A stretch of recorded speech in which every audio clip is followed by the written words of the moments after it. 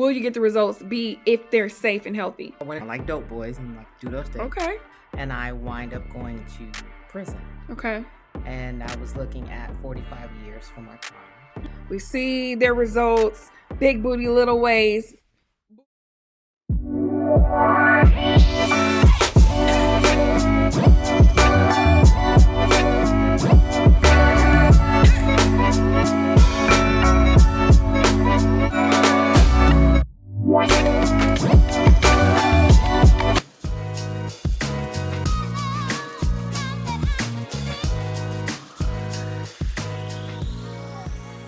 Hey guys, welcome back to the Accountability On Demand Podcast. It's your host, LaShana West, and I'm here with a special guest. Introduce yourself for the people. Hello, I am Kayla. I am the owner of ATL Bodyworks here in the great city of Atlanta. Awesome. And what exactly do you do at ATL Bodyworks? I'm a muscle mechanic. No, I am a licensed massage therapist. I do monotherapia, what some people call wood therapy. I also do several therapeutic massages, and I do body contouring. Oh, I love it. So tell me, what made you get in the realm of wood therapy and body contouring? Because personally, this is something that I just learned about. I didn't know about it 5-10 years ago, and I see it kind of just trending, if you may. What made you get into it? For me, any work that I do, I like to pay homage to where it comes from. Mm-hmm. So I wanted something more holistic. Yep. We're in an instamatic society. Ooh, hold up. Pause. She said instamatic. Sis, what you mean by that? We want it now, immediately. So I did my research, and these are a lot of the tools that Cleopatra used, a lot of the beauty treatments that I like to. So I'm like, well, what did they use thousands of years ago? So it started with Pure Sculpt, ice body contouring with the clay. Gotcha. I went out to Utah and had that done, and it worked immediately. Like, I actually saw results. So that let me know, well, if I continue with this, we might see some progress. Yeah. And then I started watching a Latina woman on YouTube, and I didn't know what she was saying, but I kept watching her with these tools. And I'm like, so, we went through this dialogue back and forth. And finally I was like, does anybody speak English? Because she wasn't speaking English. And I didn't know what she was saying, but I'm like, oh, she's cold with this. Long story short, I flew to New York when she came in, and I'm now one of her instructors. That's so dope. For her type of therapy. Okay.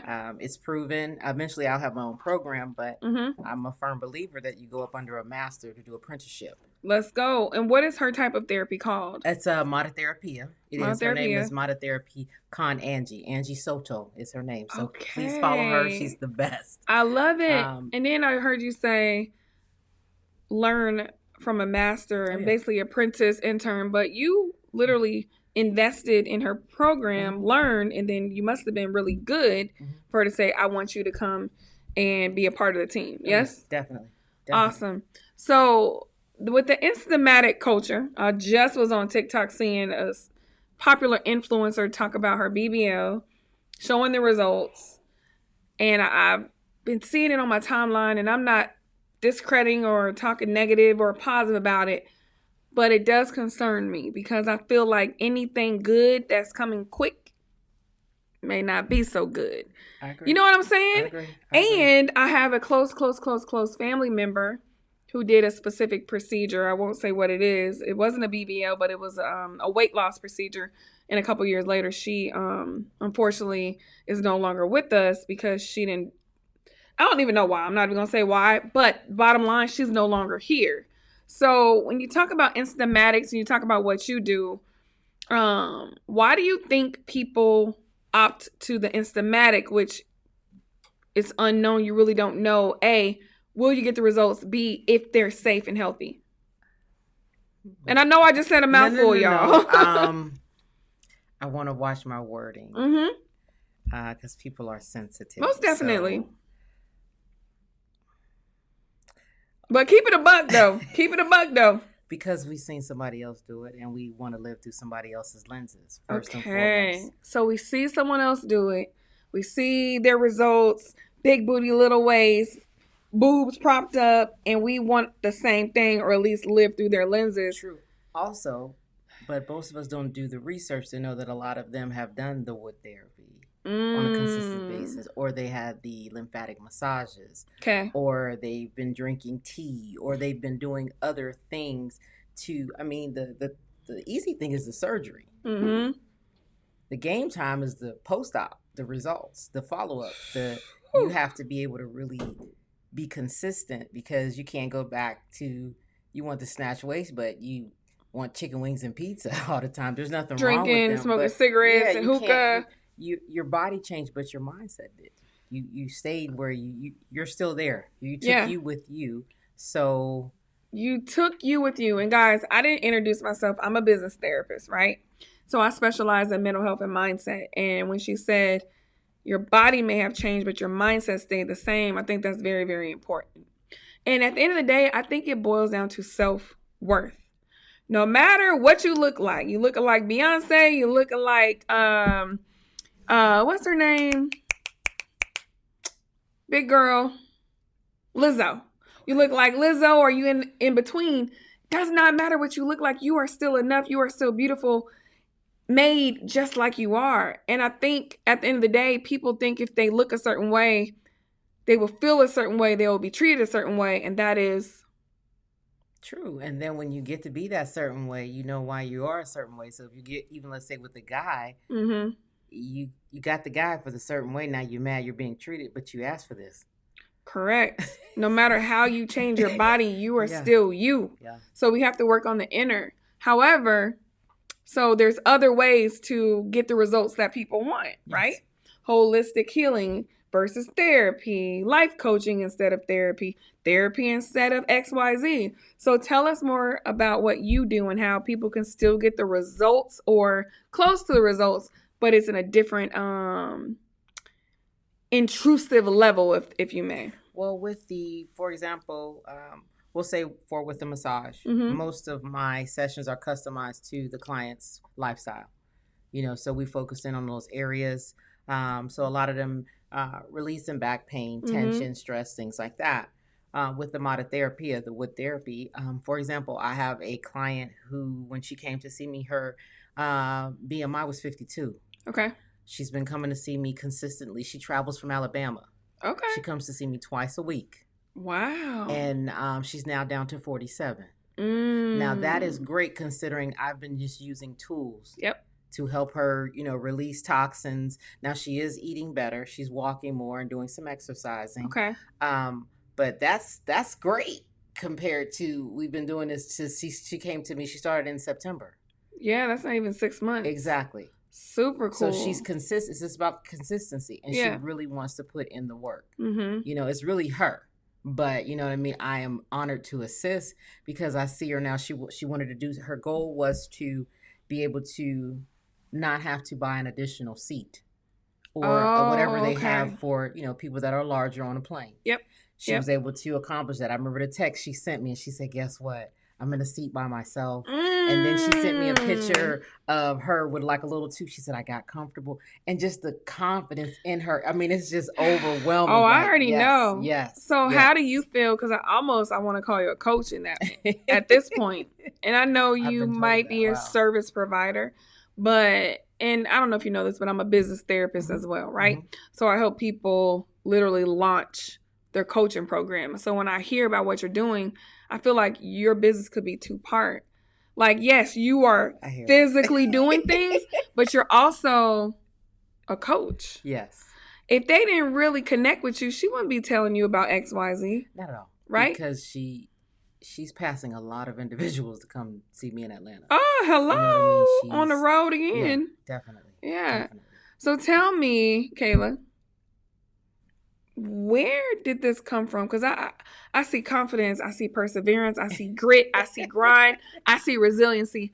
But you didn't just wake up and say, oh, no, I'm going to do this. Like, tell us a little bit about you, if you don't mind, as much as you want. Sure. Because I really want people to know that we can do anything that we want to do in life and business. We just have to make a decision and do it and know that it's not going to be easy, but it's possible. Tell us a little bit about your story. So I was a hot mess. No. I in my former life, I was a hustler. Okay. I liked money. I made a lot of money, but I made a lot of poor choices. Gotcha. I dealt with some very not so nice people. Mm-hmm. I did things that weren't the best decisions, and I wind up going to prison. Okay. And I was looking at 45 years for my crime.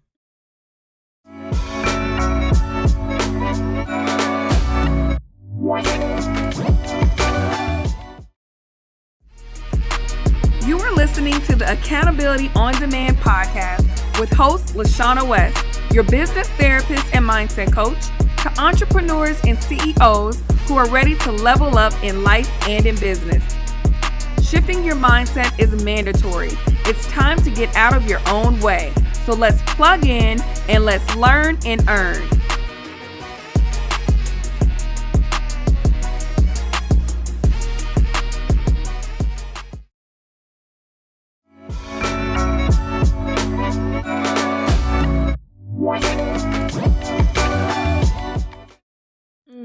And in the process of that, I was getting myself together. Mm-hmm. But when you do the time, when you do the crime, you got to do the time. Yes, ma'am. Thank God I didn't have to do those numbers. I only did 5 years. And as I say to anyone, I was not snitching. Because snitches get stitches. Absolutely. I'm just playing. I had a terrible divorce. Okay. I was always able to make money, assemble a team to do some hustle, some stupid stuff. Yeah. But so I've had leadership qualities. Mm-hmm. I just didn't know to the extent where they would lead me. So a horrible divorce. Okay. And I wanted to try something quick. I used to be an accounting manager investment group. So I wasn't corporate. Gotcha. But I just wanted to do something different because my ex-husband was gay and I didn't know it. So that was traumatic. Okay. When did you find out about that? I came home too early one day. Okay. This is before you went to... Yes. This is okay. Okay. What was your response? Was it physical? Almost. Okay. I came home. Actually, I came home early for a business trip. Stopped, got me a little nighty because I was going to entertain him.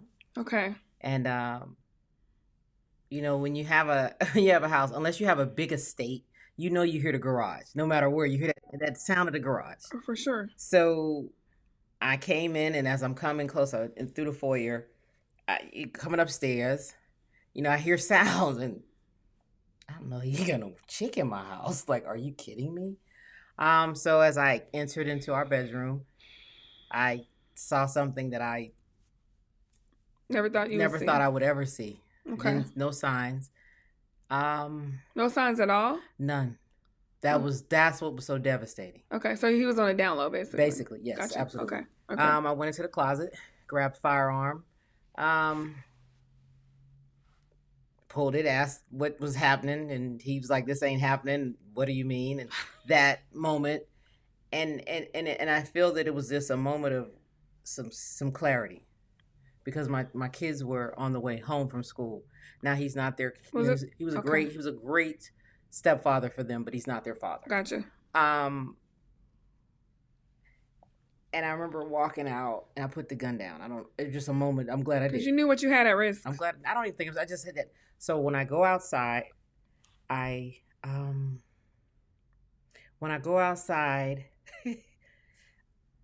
remember much. All I remember is waking up, and the next day, I guess I had handcuffs on me. My mom is there. My mom, mind you, was in Atlanta. We didn't live in Atlanta at this time. Okay. So what happened is they said I was walking on the expressway. I had a nervous breakdown. Oh, wow. So so when he came that next day, my mom was like, I'm like, what happened? When he came to the door, I see him, I started just screaming. My mom was like, okay, whatever it is, you did it, son, you got to go. Because he had, I was too embarrassed. I didn't want to speak. Right. But you did remember that. I did. Yep. And now how I got to where I was now, that is to this day I remember walking out the door. I can tell you, I can see myself walking out the door. Other than that, all I remember is waking up. Yeah. So that was traumatic because insecurities as a child, not thinking you're not good enough from that, to now thinking you have the man of your dreams, and I'm not what you How long were you guys together? 10 years. We were married 8. We were married 8 and kind of, dated. So all that trauma and stuff in childhood literally flashed you in your face and resurfaced. Do you think any of that traumatic event led to the next situation where you were incarcerated? No. None at all? Just stealing money. No. Okay. I was embezzling money. Okay. No, I just wanted to ask. No, I don't. Because we had a good life. We had a good life. And did the embezzlement help you to have the good life that you had? Well, yes and no. He was in the music industry. He was straight. Okay. You know what I mean? But it helped. Gotcha. And I just had an image to keep up. Mm-hmm. Just being honest with you. And then I just had access. I got you. And then a lot of times people were not paying attention, and I was in charge of the money, Yeah. And then I was able to, when I was younger, I did some foolish stuff. Mm-hmm. So, it's just, you like I said, you take you with you. Yeah, no matter where you go. So, yeah. What did you learn in the 5 years that you were away? Because you had a lot of time for yourself. For me, the beauty in that, now, I won't lie to you, I've been in prison twice. When I was a young girl, I was foolish. I like dope boys and like do those things. Okay. So I had to deal with that. That was just a little smack on the hand. Right. So I felt I'm smarter now. I'm going to show you how I can get away with it. For some reason, we think we can beat a game we never create, which it will never. It will never happen. With you. Yeah. But with this, I was in a different mindset. So I was able to actually talk to some of the ladies, and like I was just different. But I knew this was just a part of. I had to go through this to get to what I needed to get to. Amen. And when I came home, I joined a network marketing company. TLC? No. It was called actually My Econ. But what was so funny about it is when the guy that walked out on stage, he was a childhood friend. He's Brian Bean. Oh, I know him. Brian, I love him. Whatever Brian is doing, I'm with whatever. And sign me up. And Brian. Behind that, Brian really got in the mud with me and helped me really develop myself. So every time I'm somewhere, I'm like, listen, Brian helped open doors, open my mind, and open rooms for me. Yep. He's amazing. He is. We'll drop his info in the description. Now I love Brian Bean. Follow him. Yeah, definitely. So awesome. That's kind of, for me, it was kind of like just trial and error. Most definitely. Realizing you're here for a reason, and every decision you make is for a reason, and the learning opportunity is for a reason. So first of all, I want to thank you for being vulnerable, because you don't really know me. Actually, you don't know me from a can of paint, right? However, you're vulnerable enough and transparent to share your story here on the Accountability On Demand podcast. And I always tell people, your story is not for you. My story is not for me. That's true. Our story is for others, because we get to support and impact through our story. It takes a lot for us to share a little, a middle, or even a lot. And for you to share what you shared today, somebody out there is watching that you potentially will change their life, or even give them hope after they've made a decision of XYZ, right? So thank you for sharing that. And now what I want to do is really talk about your elevation, what you have on the horizon with your brand, with you as a woman, with you as a mom, because in this new season, that's the mantra that we have is elevation. And it's not just about this, y'all. We can make money. That's clear. Gotcha. Yes. But in order for it to be sustainable, we have to know who we are, whose we are, and who we impact. So what's on the horizon for you in regards to elevation? Like you said, I definitely need to get the coaching program going. I'm scheduled to do my first class. What kind of class? The monotherapy. Angie's willing to fly in, but her schedule's just so, she wants to fly in, and while I do my first class. So you got support. Oh yeah, definitely. So what's the next step? She said she's gonna come. You got the date together? No. Okay, so we need a date. You got the place? No. Okay, we need a place. And I'm gonna tell you, you have pop up and create. I see that. I see that. So you got a place. You need a date. Yeah, I do. And then you got to start marketing and welcome people to the experience. Yes? Yes. So Yes. the class is going to happen within what time frame? Look, we doing accountability coaching right now, y'all.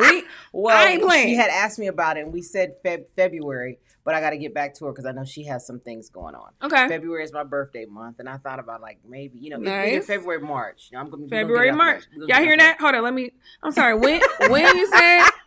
February, March, y'all. I'll get better with February, March-ish. And it's funny. I know 2 people right now who do what you do, but they're not on that level. So I already know 2 potential leads, if you may, that would need to be in the room at your event. Okay. Right? Okay. Now, let me ask you this. Now I'm going into coaching mode. If you don't know, guys, I am a business therapist, a mindset coach. Have you been sharing your expertise on social so people know you exist? Not as much as I should. Okay. Because this is the thing. We got the bomb.com person coming in. We got the space, everything set up. But if nobody knows you exist, nobody knows what's going on. So we have to warm up the market for what you have. So off record, once we get done, we're going to have a plan. Okay. Because here's the deal. I don't care how dope you are. If you don't open your mouth and share, nobody knows you exist. True. Right? True. So even if you going live one day a week, you got your social media posts teaching about the pain points and the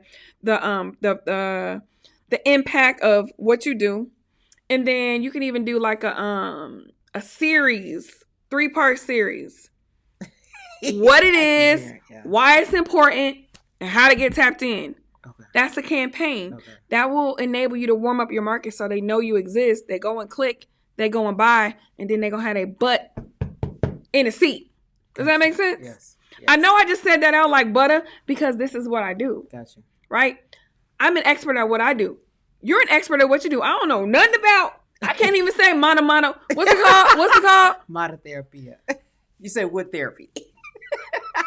Monopia. I can't even say it. But that's why we got to stay in our lane. And once we go deep in our lane, when people put in wood therapy, Atlanta, Georgia, boop, you need to be coming up. Okay. That's how I got Sebdelisa. Perfect. She's an Iranian pop star. Nice. So she got it. So I have one of the shooters. Brandon shot me, his team. I have a shooter that comes, but it's honestly just me getting comfortable to talk because I've had to be so discreet. Now it's like because you engage with famous people, correct? Yes. Yeah. So it was kind of like I don't, So my son, exactly what you said. My son said, "Mom, look at it like this. It's like being in a mall. You know how you see those kiosks, and you just, Mama, nobody knows you down at the end of the hall. You gotta come off from that kiosk." I was like, wow. Okay. That was a great analogy. You know what I mean? I was like, okay, son. He was like, Mom, you have to. I'm like, yeah, okay. So, it's just really been me. And I have major support, major access. Mm-hmm. It's just about showtime. It's me. I'll never BS. It's me. I would say it's, just to be specific, I hear it's you. I would say it's about us getting out of our own way and doing what we need to do, even though we're comfortable and it feels weird in regards to the stretch. You can still make money doing what you're doing. But if you want to elevate and be more instructor, be more coach, grow your community, we have to come from behind the chair. Mm-hmm. Does that make sense? Absolutely. Awesome. So let the people know where they can reach you just in case they want to tap in with your services. They want to tap in with you on social. Where can they reach you? ATL Body Works. You can just tap that in on all social sites. The website is atlbodyworksco.com. And that's it. I'm at 1075 Peachtree Street, Northeast Atlanta, Suite 118.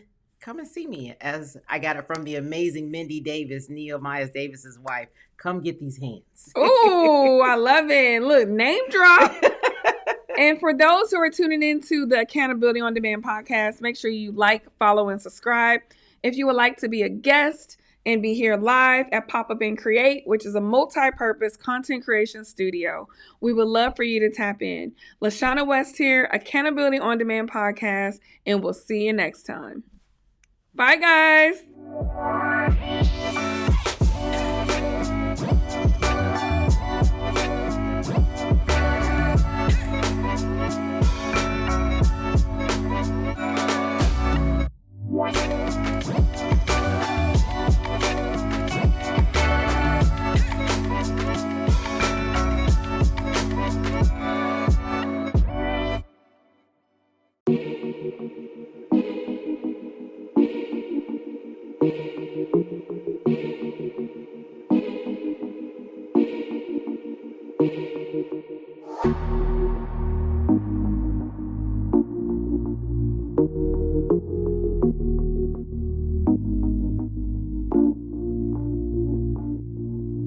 Hey guys, LaShana West here, owner of Pop Up and Create. I'm so excited that you're tapping in to our multi-purpose content creation studio. At Pop Up and Create, it is a creative's haven. Co-working, photo shoots, podcasts, events, the whole nine. So if you're wondering, where do I go to create? Pop Up and Create.